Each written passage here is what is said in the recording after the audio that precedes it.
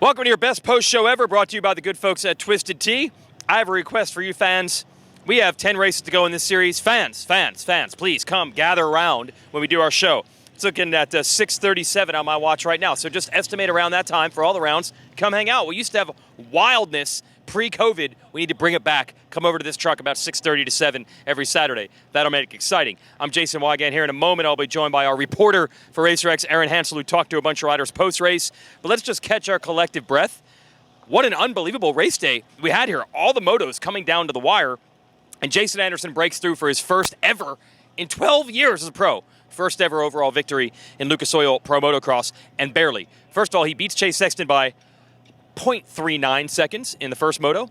Only gets third in Moto 2, but that is enough to edge out Sexton, who went 2-2. And we saw the beast of Eli Tomac awaken in the second moto. So after Honda swept everything at round 1, Monster Energy Kawasaki gets a win in Moto 1, and Monster Energy Yamaha Star Racing gets a win in Moto 2. So now we have Tomac and Anderson on the board. Sexton still riding awesome with the 2-2. Roxon was still pretty quick today.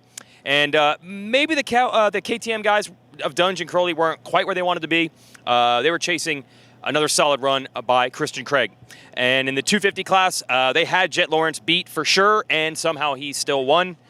We'll get into all our post-race analysis. First, we'll talk to our 450 podium. That breakthrough win for Jason Anderson, man, that's got to feel good. Also, Chase Sexton and Tomac on the podium. Let's hear from them.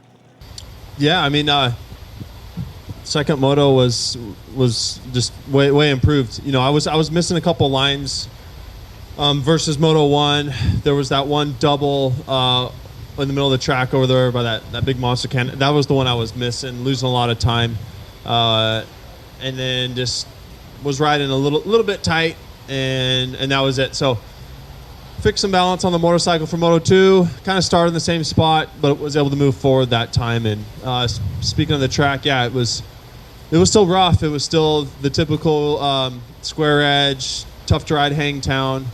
There was decent lines. I had a lot of fun in that new rhythm section. I thought it was pretty neat.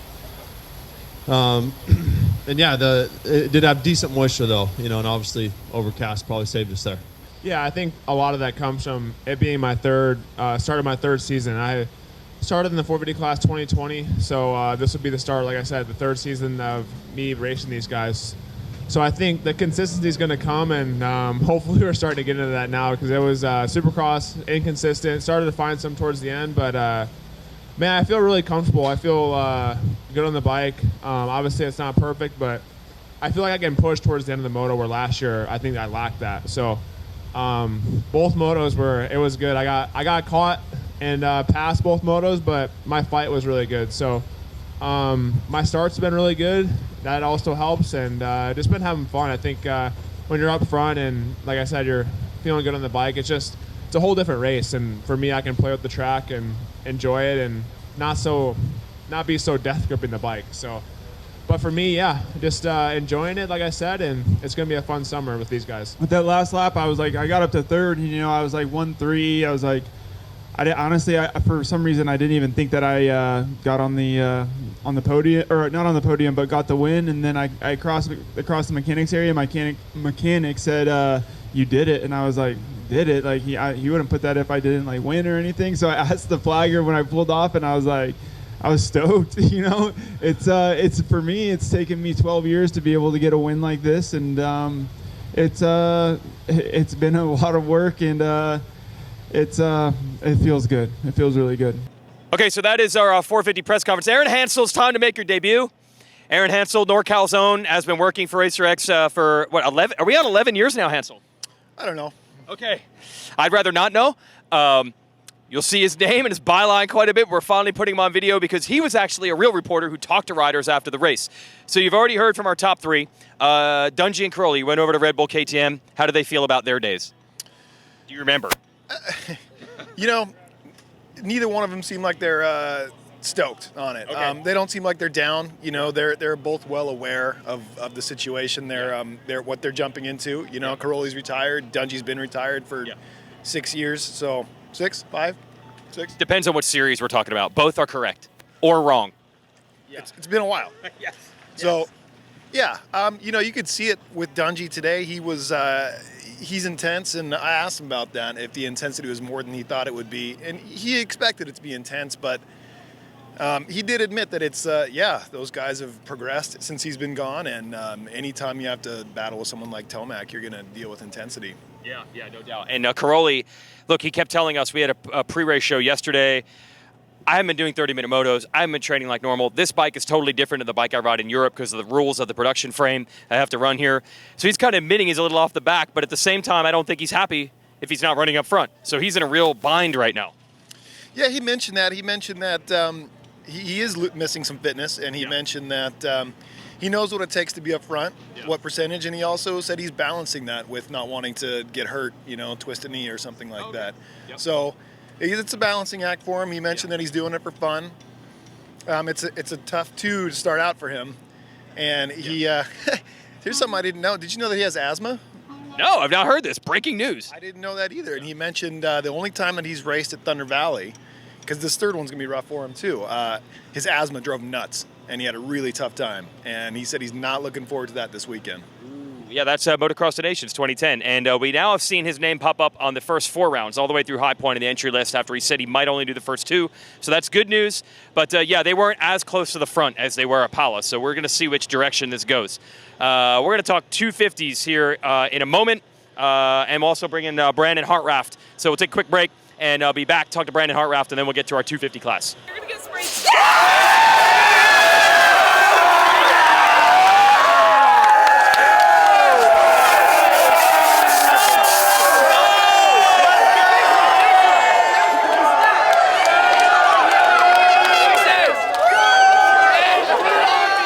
Okay, those are some of our 450 podium runners here. We're joined by Twisted Tea, Progressive HEP Suzuki's own, the Heartthrob, Ivan Drago, the Brick. Brandon. I got about like 8 nicknames. Yeah. Fit that on the butt patch. Literally. Heartthrob, happy today? Or Practice went well. I think I was 10th. Okay. And then we struggled all day. So definitely wanted to bring the momentum from Supercross into outdoors, which I've been riding really well, but we're just trying a lot of things with the bike and team. So, we're not going to quit, obviously. So, but we'll figure it out. It's the funny thing, because last year outdoors, you really were going strong. And people are going to say, like, just get on that bike. Does it not work that way? It does not work that way. No, it does not. It does not work that No. way. But in Supercross, There's so much to it that people don't know. People just think you hop on the bike and, oh, dude, go get 5th or 3rd. It's not even close. Yeah. Not Well, even close to that. but you saw it. Like, I named you, by the way, the most improved rider in Supercross. Yeah, I saw that. I got a lot of text from that, so I appreciate that. But what I'm getting at is here, right, so the same exact stuff you started with last year, same team, same human, goes from where you were last year in Supercross to where you were this year. So that's how much, like, room and variance and room for improvement there is. Yeah, we changed quite a bit coming into Supercross this year, and obviously it showed. Yeah.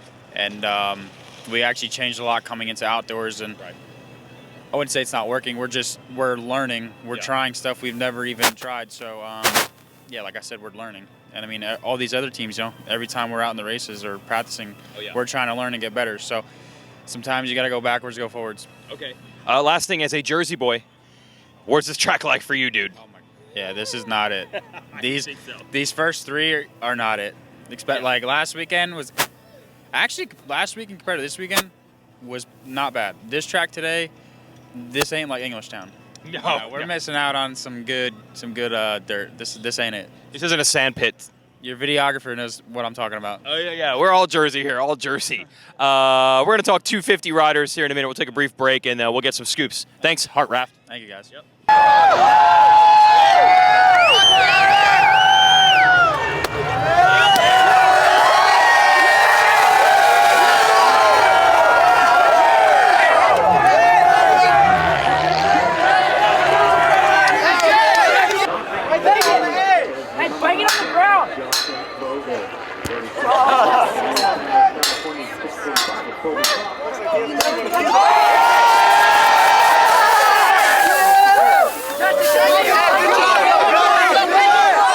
Okay, so let's talk 250 class. Although you had one other Caroli scoop. This is hilarious from the 450s. What did he say? Yeah, he was kind of chuckling about it too. If you remember when he hole shot, he threw that whip. Yeah. And he said he did that on purpose with the hopes that a shooter would catch it and get a picture of it so he could put it on the wall of his house. That is ridiculous. The 9-time world champ was like, it'd be sweet to have a cool photo of me whipping it with Roxon. That would be amazing. And unfortunately, most photographers try to get the first 2 turns. So I don't know if that photo happened. Let's talk 250 class. The Lawrence brothers were sick, and I think Justin Cooper had a flight, so they didn't go to the post-race press conference. So there you are, our eyes and our ears. Let's first talk about Michael Mosiman. Now, look, I don't know if Michael Mosiman knows this, but you are basically him. You talk like him, you walk like him, you sound like him. You're a NorCal guy. He's a NorCal guy. I'm fast like he is. You're fast like he is. This was your day. This was your day to finally get that overall win, Hansel. It was. And darn it didn't happen. Brad Lackey. Oh. Steve Lamson. Talon Volan. Michael Mosiman. Is this the historic, the annals of great champions from Northern California? First moto, that had to be exciting. You did talk to Mosiman after the race. That was an awesome experience, I'm sure. What did he say about the first moto, at least? Oh, he was pumped on it, as you would expect. Yeah. He mentioned that he's raced this track many. He grew up a couple hours from here. He's raced this track many times. He admitted he probably does have some insider knowledge. Yep. A bunch of his family and friends were here. He was really pumped. Even following the second moto, he was still. This was after the race. He still had a bit of a glow to him, even though he was bummed about that second moto. He's the master of that, though, keeping it positive. Do you know what actually happened in the second moto? Because he was about 4th, and then he was gone. Yeah, the way he described it to me, he committed to a rut too hard, and it didn't work out. That's kind of how it went. And that was the end of his shot at the overall. Joe Shimoda rode super fast in Moto 2, but he tipped over, which leads us to the top of the board. Look, we heard Jet Lawrence was sick. We heard it was not that bad. Apparently it was way worse than that because he was not the same guy. He even apparently threw up before the second moto, had 0 energy. He just rode 1 speed the entire moto. I think 4 other riders went faster than Jet Lawrence in the second moto, and he won the second moto and won the overall.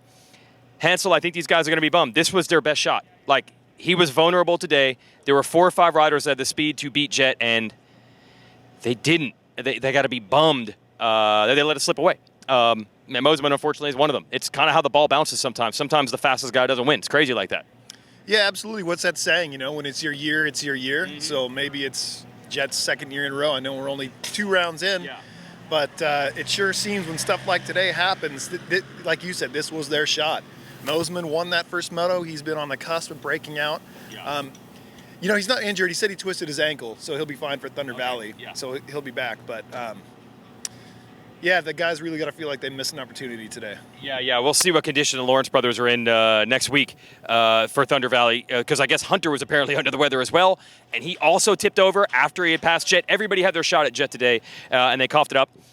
One thing you got to say, though, a much improved performance from Justin Cooper. Whole shot last week, went out of the top 10. 2 whole shots today, stayed in the podium. He almost won the thing. So that's encouraging for him. Yeah, absolutely. I don't remember it was in the on his TV interview, but he mentioned he was much happier. I mean, he's not pumped on not getting the win, but he was much better, and he mentioned that afterward. Anyone else you talked to in the 250 class? Got any other scoops for us? I talked to Pierce Brown. Yeah. Not anything major. I know he crashed and he was kind of bummed about it, and he's looking forward to coming back and making it right at Thunder Valley. Yeah, he didn't finish first moto, but he came back for Moto 2 and did okay, right? Something like that. Yes. Okay. I think it's time for some Twisted Tea. All right, that's our show here. Lawrence brothers win again, barely. They were on their worst form. They still pulled out a win. That's, they say, you win your championships on your bad days. And the 450 class is even more wide open now that Tomac and Anderson are on the board. Sexton and Roxon still riding well. We go to Thunder Valley. Good luck if you have asthma, Tony Caroli. Anderson will be better because he's training at altitude now. Oh, wait. What is this in my ear? My producer says we have an exclusive with Jason Anderson. Oh, let's go to that. Jason Anderson talking about his first win. Yeah, it was a good day. Practice went pretty well. The first one I was P4. Second one I was able to get that pole position, and then going into the motos, I first moto did a little. Went off the track a little bit, off track excursion, lost some time to chase, and was able to reel it back in and get on the top for that moto.